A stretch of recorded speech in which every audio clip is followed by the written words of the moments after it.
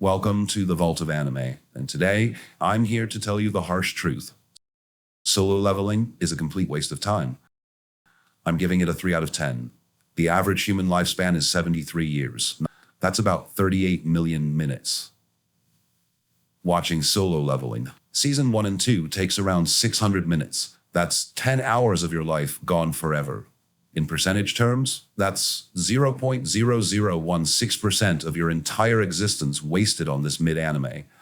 And in that same 10 hours, you could have fed 50 homeless people, learned a new skill, or watched an anime that actually has depth. But no, you chose solo leveling.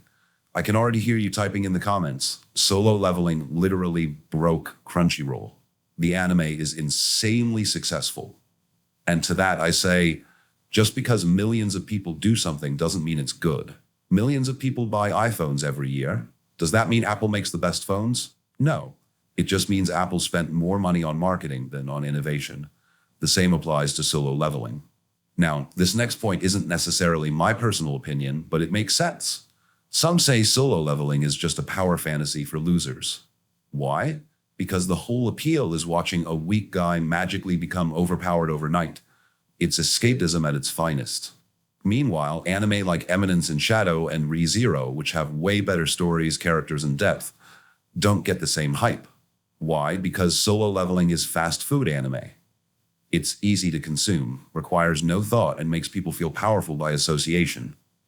But let's actually analyze solo leveling objectively. If you really want to judge an anime fairly, you have to look at what I call the 4 pillars of anime. These are the core foundations that determine whether an anime is actually good. These 4 pillars are story, characters, animation, and originality. A great anime needs to score well in at least 3 of these categories to be considered high quality. If it has a deep and compelling story, well-written characters, and originality, even with average animation, it can still be a masterpiece.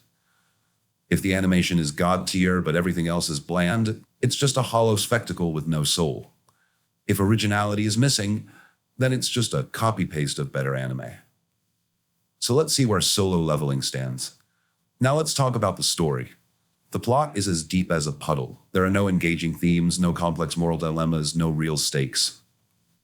Nothing about the story makes you think or feel anything beyond surface-level excitement. It follows a basic formula. Weak guy gets strong, fights bad guys, wins. That's it. It's predictable from episode 1, and there's no real emotional weight.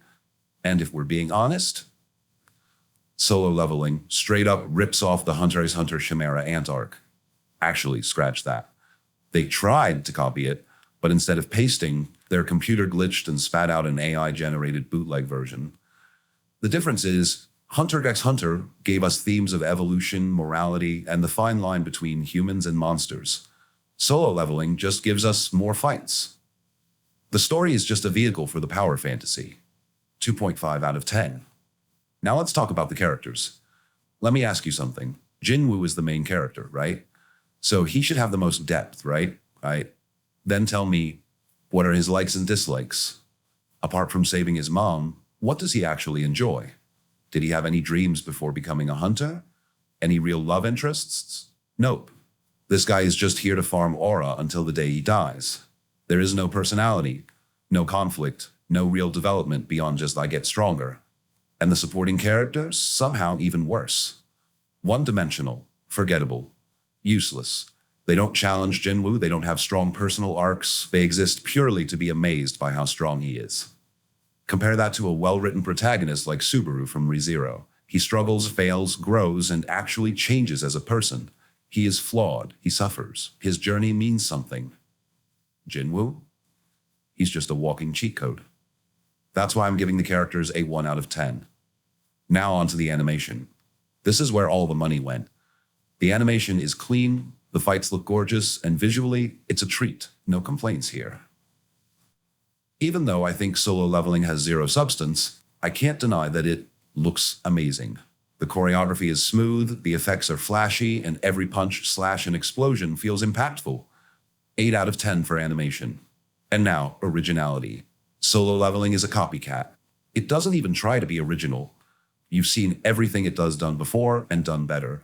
It's just another power fantasy isekai, But this time, instead of being transported to another world, the RPG mechanics come to him.